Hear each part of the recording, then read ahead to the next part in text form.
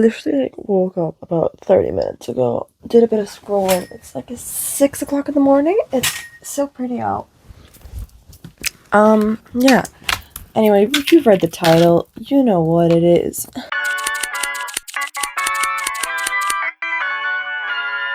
Hey girlies, welcome to my channel, and welcome if you're new. Today we are reading Red Stories because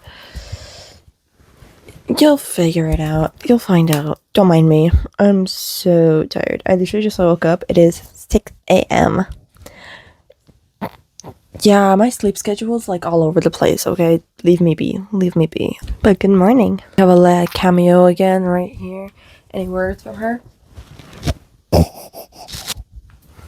Let's get into it. Basically, I'm literally just reading crazy confessions from r/confessions, I think.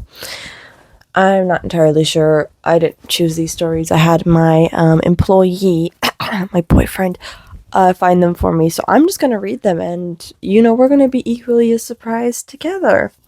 So our story number 1. My sister always comes into my room when I'm changing my clothes.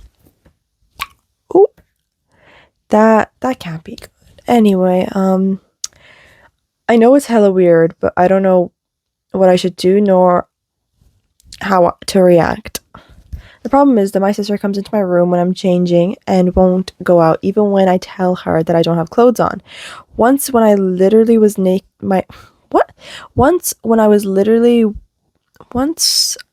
was with my naked ass, she kept pushing the door.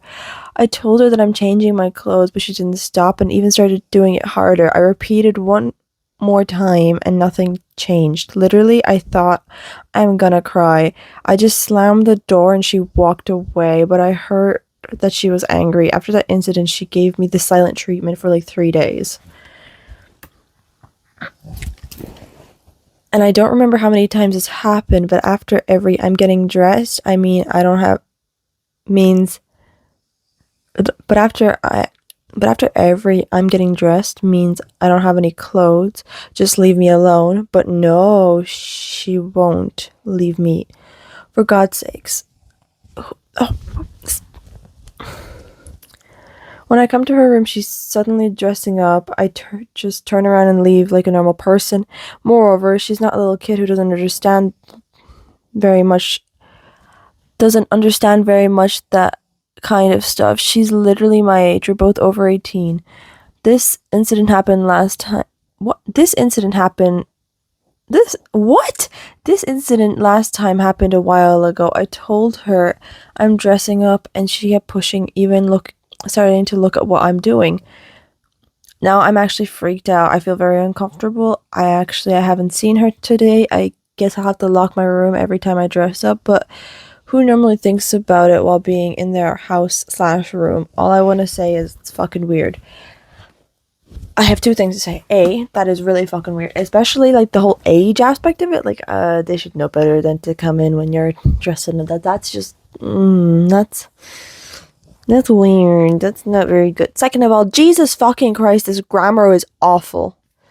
I felt like I was having an aneurysm trying to read that, but, other than that, yeah, that's really, that's like super fucking weird. I don't know. I feel like you should probably tell your parents or some shit, because like, what the fuck. Anywho,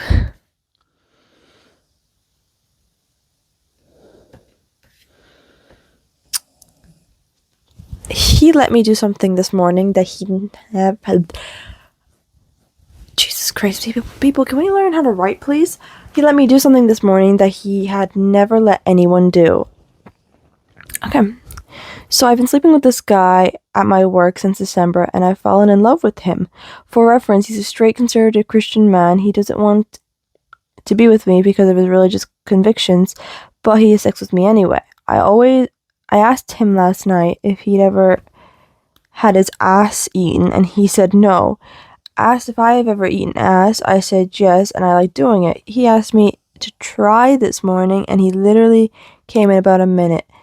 Then he came so fast because he could tell how much I liked doing it.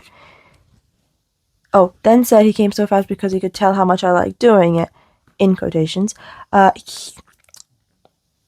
said he didn't know how to feel about it and wasn't sure if he wouldn't want me to do it again. Sad because I know he fucking loved it and fucking loves to do it. Okay, I'm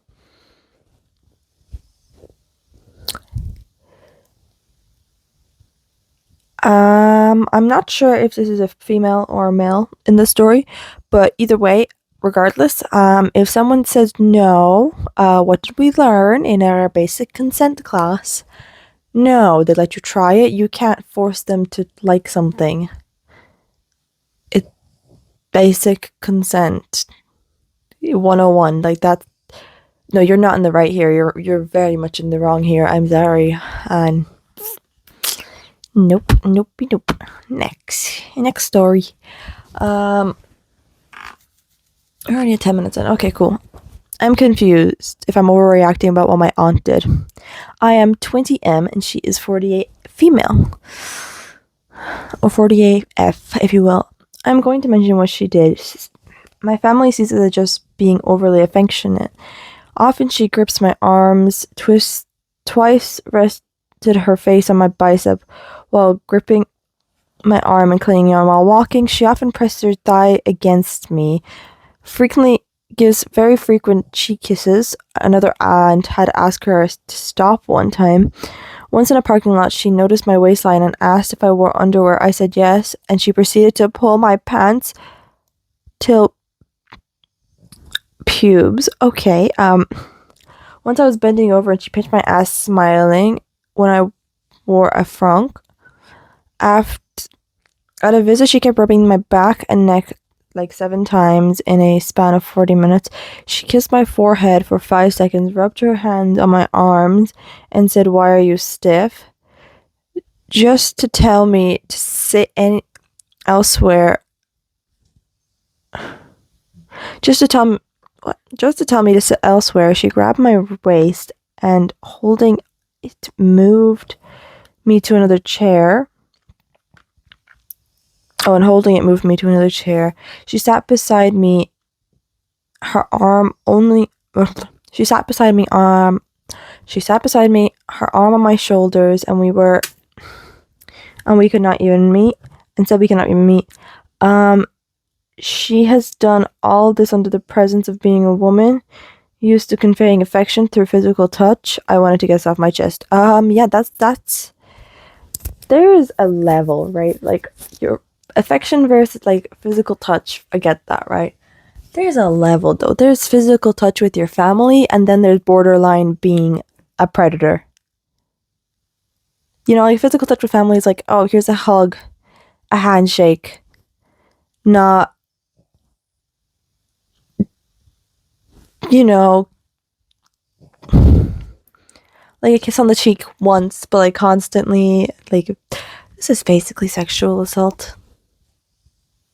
I'm gonna put it that way. This is weird. You know, what is up with these people? Oh my god. Anyway. Next story. We're really repping them out here. I vandalized the street in front of a kid's house to insult him, and he passed away from leukemia the same week. Oh no. Oh no. This is still my biggest demon that haunts me 25 years later. When I was 9, I lived on the same street as another kid my age who had cancer. We used to hang out a lot at that age. I didn't really understand cancer yet, but I just knew he was sick. Obviously, his family was super nice and accommodating to him, and I got him basically anything he asked for. So he always had the best toys and video games and stuff, and I was jealous of that. One time I really wanted a skateboard, but one time I really wanted a skateboard that he had but never used. And I was trying to get him to trade it to me or something, but he wouldn't. And I was super frustrated because I didn't understand why he wouldn't trade it to me or exactly why he was so spoiled. He started missing in school, so he wasn't getting off with me on the bus. One day I was walking home by myself. When I got to his house, I took some whiteout I had in my backpack and wrote "David sucks" on the street in front of his house. A couple days later, the school man and the school made an announcement that he passed away. I don't know if you guys have ever tried. I don't know if you guys ever had dried whiteout on your street, but turns out it's pretty damn permanent. I'm not sure exactly how long it stayed there because I was 9, but it was definitely at least a few weeks. To this day, like once a month, I get chills up my spine thinking back to that moment, what it must have been like for the family to read that every day after he just passed. I never had the balls to apologize to his family. I moved out of the house as soon as I graduated high school and almost never come back. Buddy, I get it, you're a kid, but buddy,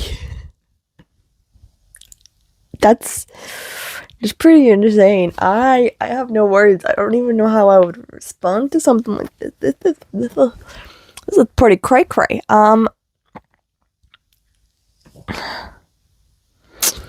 Moving on. Worst thing I've ever done. I cannot forgive myself.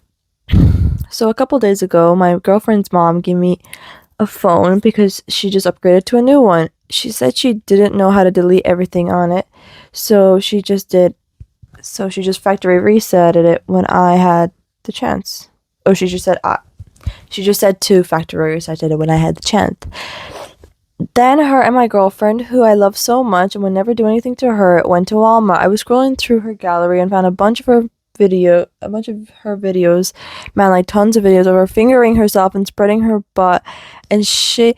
And I swear I literally have no attraction to her mom, but I couldn't help but go to the bathroom to jerk off to them, man. I really liked them too, and I never and wanted to keep them in a hidden folder, but didn't. I felt so bad that I did, and I know I can never tell her, so I'm here telling you guys. I feel like I cheated on her, bro, and I feel weird knowing what her mom, my soon-to-be mother-in-law, looks like naked, and I feel gross in the post-click narrative. You know what's gonna be bad when they hit it up with my girlfriend, who I love so much, when they never do anything to her. They're the same people that always cheat on their girl, and this is brother. What the? Yeah, you're a dick. No, I hope she leaves you. I hope she leaves you and never looks back, because what the fuck? You're a dick. And I shouldn't have ever become a parent, and now I'm stuck in this life forever. Well. I relate when people say they regret having kids, but regret is a weird word here because I never exactly had the choice in choosing to have my son. What I regret is that I allowed my life to become this way. I, 22F, physically and mentally disabled, shouldn't live alone, can't figure out driving, in physical and constant pain constantly since I was 8. I'm autistic and have ADHD, which, outside of my physical conditions, EDS, POTS, etc., is probably the most troubling condition I have. And most days, my entire life, I have struggled remembering to eat, shower, just bad executive functioning. That only got worse as I got a bit older and started heavily smoking weed, like not in a fun way, but locked in my room when I wasn't at work every day, just smoking. Oh my god, this one's long. I just really think it's terrible that this world let people like me or anyone have kids without making sure that they're able to take care of a child. I live in Texas, and the first guy I've ever dated or did anything with was incredibly abusive, tore me down completely, constantly essayed me, and when I got pregnant, he left. My parents were my only family, and they are incredibly religious people. Considering I can't drive and I didn't have any friends, my parents are pro-birth, getting rid of it, which I wanted, was out of the question. If I had given my child up for adoption, I would have been kicked out or disowned, so I can't survive being homeless. So now here I am with an almost 2-year-old. I'd never let my son know any of this when he's older. None of this is his fault, but this body and life I just don't recognize anymore. I haven't had a single human outside of my household work. I work full time at the grocery store and his doctor in nearly 2 years. My ex wants nothing to do with either of us, which I just can't understand because he purposely got me pregnant knowing I didn't want children and only wanted to use protection. My parents watch my son while I'm at work, but not outside of that because they both said they've done their time raising kids. They're getting older, both valid points, and that it was my fault for getting pregnant, so naturally he's my responsibility. My entire life, I had truly set my heart on living a childless life. I've never enjoyed kids and have never felt a maternal bone in my body, but I've always had to mask to get by in public. And so that's just what I do all day, every day. My mother always told me that I changed my mind about wanting children once I had one, like she did. And of course, she holds her being right over me and insisting it's cruel to only have one child because she was an only child and grew up lonely. But while I love my son because he is physically here, I could never go back. Just to clear, if I could ever go back, I would. To be clear, I'm never having more children unless I'm forced to again. I never wanted kids in the first place, but because I'm smart enough to know that someone with my genes shouldn't really reproduce, I get so sad thinking about how I can't imagine anyone would want somebody like me. My son is so sweet, so smart, but I wish he wasn't mine. I can barely take care of myself, and I don't have the body of someone my age. I'm just trying my best.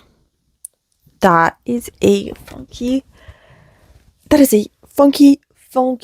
situation to be in. Like, I get where she's coming from because poor woman was basically assaulted into having a child that she didn't want, but the fact that she still has it and it's just trying her best is the main part. And I don't think they should be pressuring her into having more kids. This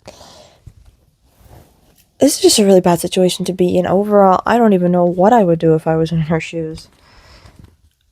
Like, hats off to you, Queen. You're doing your best. And that's the important thing.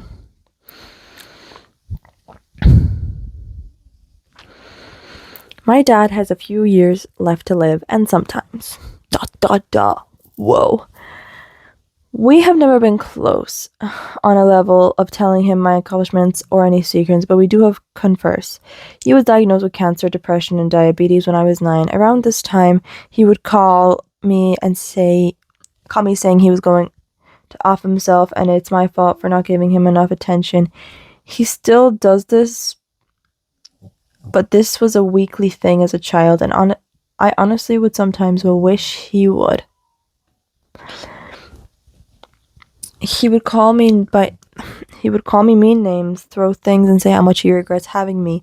After a few years, he chilled out a bit. At that point, I have already distanced myself. It didn't help since I was a kid, and he would comment about how nice my body looks. Men will want to kiss me and talk about sex to me. He always made me feel uncomfortable, but now it's just something I ignore. He always has big health scares. Since a kid, I've seen him have many seizures, strokes, and heart attacks, but this past month he had a big health scare after a bad stroke. He was at a bad state for 4 weeks. The doctors wanted to discuss his DNR. I did cry a bit at the thought of losing my dad, but for the most part, I didn't feel much or didn't know what I felt. He's doing much better now, which is great, but I can't help but sometimes feel he's a burden at times. Because of that, I feel like a horrible person.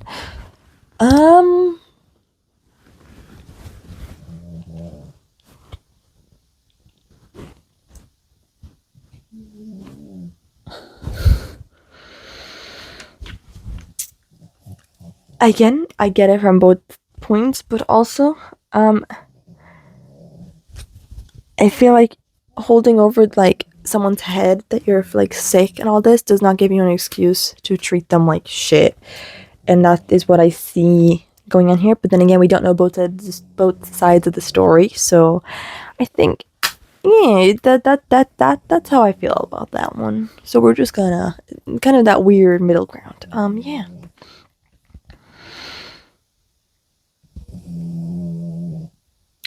Okay, my son is going to be a handsome, tall, white guy, and it's annoying.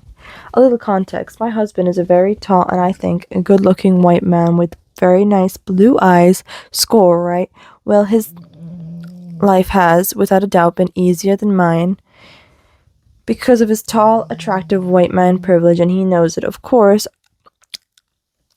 I don't think about it all the time, but sometimes I'm like, do you really have to succeed all the time without really trying? It's pretty annoying, and sometimes since the rest of us aren't necessarily handed opportunities. Flash forward, we have a young son, and he is, and I can say this objectively, an exceptionally good-looking kid and super tall for his age. He's also extremely outgoing.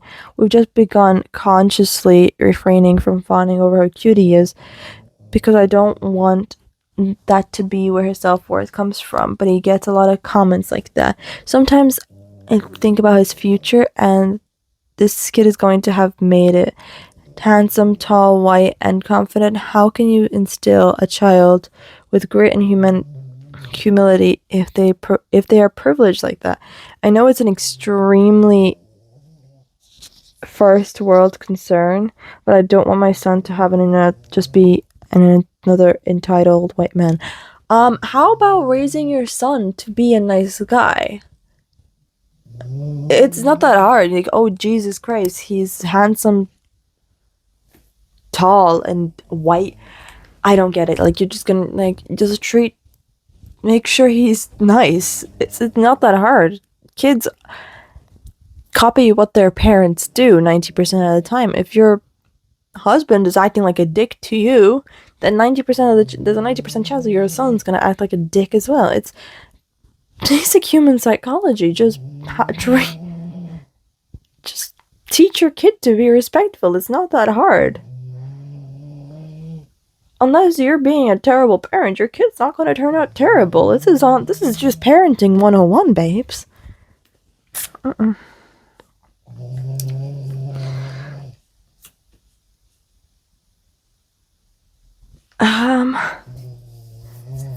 Yeah, I think I'm gonna leave it off there. We're already at 26 minutes, and I feel like you guys are thoroughly entertained, hopefully.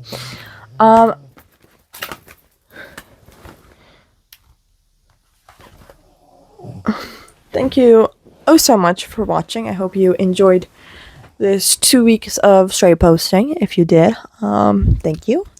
Don't forget to leave a like if you like this video, and subscribe if you're extra nice like that. And I will see you all on Thursday. Back to our regularly scheduled program, because, oh my god, I have been so burnt out from just constant filming and editing. My creative wisdom has disappeared, but don't worry. Good videos coming out, and I will see you then. Thank you guys so much for watching, and I will see you next week. Bye, guys.